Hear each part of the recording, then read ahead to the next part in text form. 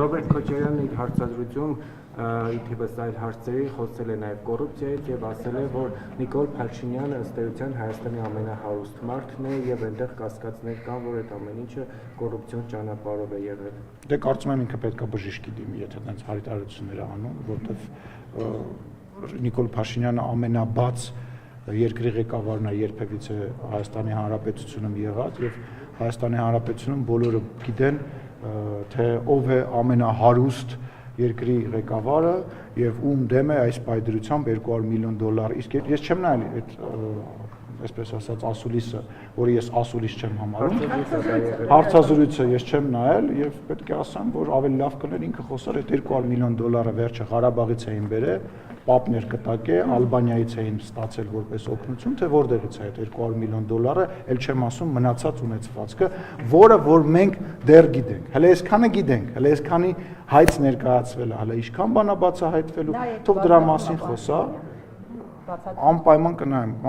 կնայեմ, չեմ կարծում, որ կարողանա բացատրի, որովհետև այդ արդարանալուն միտված հարցազրույցը, որը ինքը տվել է, իրան չի փրկելու։ Հայաստանի Հանրապետությունում Ռոբերտ Քոչարյանի նկատմամբ վերաբերմունքը վաղուց ձևավորված է։ Նույնիսկ պատերազմից հետո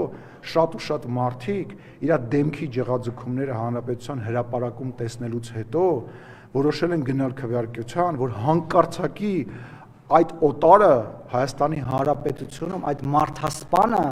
այդ կոռումպացված անձնավորությունը, որը Հայաստանի Հանրապետություն խոպաներ եկե իր թայֆայով, հանկարծակի իր թայֆայով, հանկարծ չվերադառնա Հայաստանի Հանրապետություն։ Օտարը ինքը իր մտածելակերպը, իր գործելավոճը հայ մարդուն օտար է եւ ինքը օտար է Հայաստանի Հանրապետությունում։ Ինքը հայ ժողովրդին վերաբերվել է որպես խոպանի տեղ, Հայաստանին վերաբերվել է որպես խոպանի տեղ, իրանք եկել են ստեղ փող աշխատելու, մարդ սպանելու, իրանք մարդասպաններ են։ Իրանք այո, ինչ անենք, տարբեր տեղերում Հիտլերն էլ շատ բան է ստացել, տոկոս է ստացել, բայց դա չի նշանակում, որ ինքը մարդասպան է։ Իսկ ինչի պետք է ինչ-որ մեկը տեսնի մեկին մարդ սպանելու ժամանակ, որպեսզի դուք Հիտլերին տեսել եք մարդ սպանելուց։ Տեսել եք։ Պատմական մի փաստեր կա։ Ես էլ ասում եմ, ես համարում եմ, որ Ռոբերտ Քոչարյանը մարդասպան է, իր ձեռքերը արյան մեջ են, ինքը թալանչի է, ինքը Հայաստանի Հանրապետությանը վերաբերվել է որպես խոպանի տեղ, ու հիմա էլ է տենց վերաբերվում։ Հարգելիս, գիտեք ինչ, այդ ով որ տենց բան է հիշացնում, ամենաստոր մարտավարությունն է բանանում վերցնում, որովհետև 3-4 ավտո առաջ դժբախտ պատահարը, մի բան է, երբ որ մեկին ասում ես տարեք սպանեք կամ խումբ ես ստեղծում կամ հրաման ես տալիս, հետո վեր ես կենում սուտ ես խոսում դրա մասին, ասում ես մարդիկ կրակում էին, թաքնվում էին, մարդ ես գնդակահարում Հայաստանի Հանրապետությունում եւ մի բան է, երբ որ ճանապարհատրանսպորտային պատահար է լինում եւ այդ աղջիկը, որ մեր համար շատ մեծ ցավ է, վախից այդ արագությունից, վախից չհասկանալով ինչ ակա հետ է վազում եւ 3 ավտո առաջ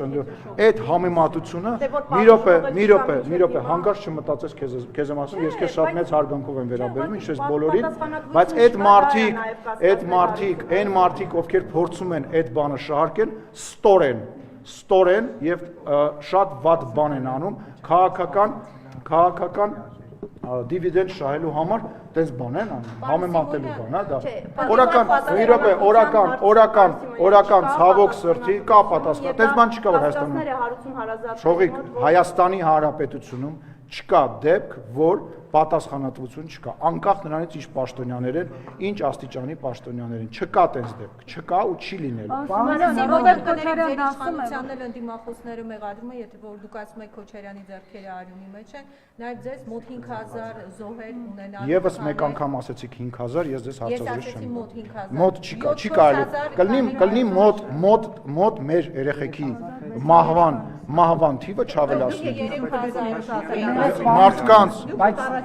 ներողություն, 50 թիվը եւ տենց բան եմ ասում։ Հասկանալի է, որովհետեւ թիվը հստակ չէր։ Հիմա երբ որ թիվը հստակ է, ասենք 3998-ը սարքել 5000 պայմանական եւ ասել այս պահի դրությամբ մեր ինֆորմացիայից ելնելով 50 էսկոմ 50 կոմ դեռ չեն կարող ասել նույն բանն, հո լսեք, ձեզ թվում է այդ ամեն բառը վերցնելը, տենց պտտացնելը, այս մարդիկ էլ որ նստած են էկրանների դեմը, հիմար են, չեն հասկանալու, որտեղ որ ինչ է ասվում ու որտեղ ոնց է շփոթտծվում, չէ՞, տես չի լինի, վերադառնանք ձեր հարցին, մեզ մեղադրում են, հա, լսել եմ, որ Քոչարյանը ասում է Հայաստանն էր մեղավոր եւ հայերն են մեղավոր, որ 44-օրյա պատերազմ տեղի ունեցավ։ Ուզում հասկանամ պատերազմի ժամանակ, երբ որ Հայաստանի Հանրապետության եւ Ղարաբաղի վրա հարձակում լինում են զինվորները, որոնք որ մահացել են եւ այն պատերազմը, որը որ եղել է ոչ մեր պատճառով, ոնց կարելի է կապել քաղաքական ղեկավարության հետ, ուզում հասկանամ։ Հիմա եթե ես հարձակվեմ ձեր վրա, ներողություն եմ խնդրում, եթե ես հարձակվեմ ձեր վրա, դուք եք, այ ապրեք, за что, ուրեմն դուք եք մեղավոր, լուրջ, այդ ոնց է տենց ստացվում։ Ռասմա Փաշինյանը ճանաչել էր Արցախն Ադրբեջանի կազմում արդեն եւ չպետք է շարունակել։ Չէ, տենց չի ասում նախ, հետո Ղարաբաղի ճանաչումը եղել է Պրահայում, արդեն պատերազմից հետո է եղել եւ դրանք համեմատություններ անցկացնել, ես հասկանում եմ շատ անգրագետ մարդու համար դա շատ բաց գործելավոճ է եւ հայտնի գործելավոճ է։ Տեգուլիսյան մարտերն է հիշեցնում ավելի շուտ։ Դա գիտեք ինչ, հիմա գիտեք ինչ, մի կասի դե ես դա նկա, լսեք, քաղաքական գործիչները շատ հաճախ նման բաներ ասում են, ես էլ եմ նման բաներ անում, մնացած քաղաքական գործիչներն էլ են նման բաներ ասում, բայց կա փաստ։ Հայաստանի Հանրապետության եւ Ադրբեջանի միջև լարվածություն 2018 թվականին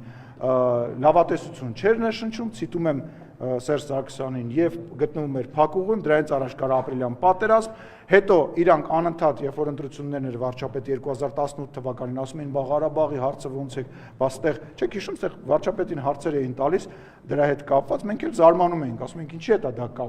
կապված էր նրա հետ, որ մենք շատ լավ գիտեին, որ պատերազմը սպասվում եւ այդ պատերազմը իրենք որոշեցին թողնել եկող իշխանությունների վրա, որովհետև եթե Աստված մի արածցի, օրինակ Սերժ Սարգսյանը լիներ երկրի ղեկավար կամ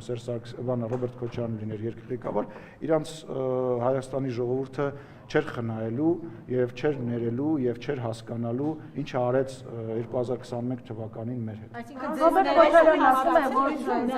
2021 թվականին այո։ Ռոբերտ Քոչարյանը ասում է, որ հայ պարտության սիմվոլը չի կարող արժանապատիվ խաղաղություն բերել եւ ոչ մի խաղաղության փաստաթղթեր չի լինել։ Նախ իրանք դա ասում էին հենց պատերազմից հետո